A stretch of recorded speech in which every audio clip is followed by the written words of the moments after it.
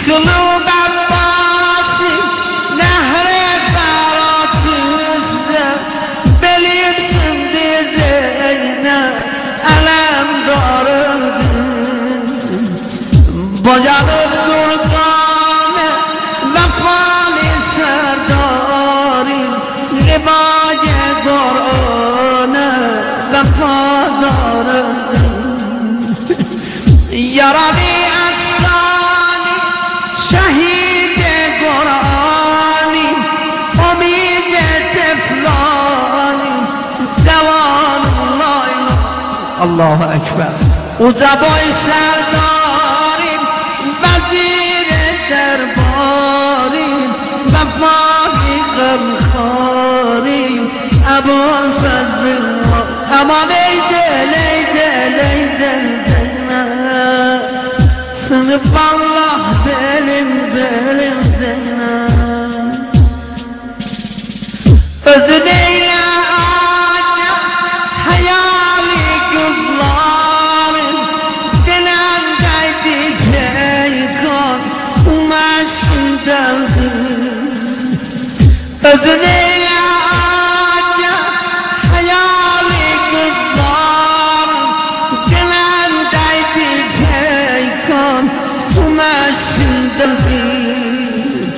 Size hatır geçtik iki gol bir gözde, beni koydu tenha felek gitteldi.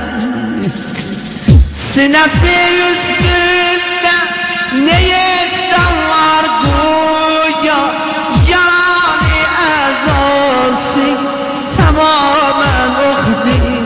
Allah veli oklardan çok şenarinde Zeynep, nedir illet bilmem ağır taştı. Veli oklardan çok şenarinde Zeynep, nedir illet bilmem ağır taştı. Tıkanıp dur taşlar sınıftı ayine, yanır benden sinem akır gözyaşım. Uca boy kardeşim ölüptü ellerde, yatıptı çöllerde, kararım yoktu. Uca boy kardeşim ölüptü ellerde, yatıptı çöllerde, kararım yoktu. Kesiliptüm sana ölüptü kardeşim, kömeksiz bir şanım ümidim eyvah. Vay kardeş, vay kardeş, vay kardeş. Yakami ellerde koyan Abbas'im var, şerefli serdar-ı Reşid'im eyvah.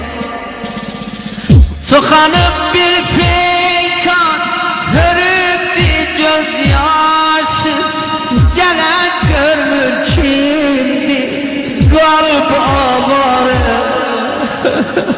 Dizimizde başım alıp döktüm gözyaş, dedim lay lay kardeş şehidim eyvah. Dedim ayağa Cedürsen ahyamı, dediysen cedhüsen Rükayen oğlu. Dedim onda geçsem seni koysam tenha, tıkanda zannebden gözün kim bağlar.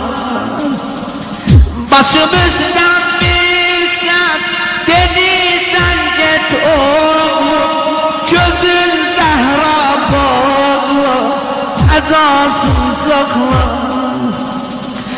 Yeri var bu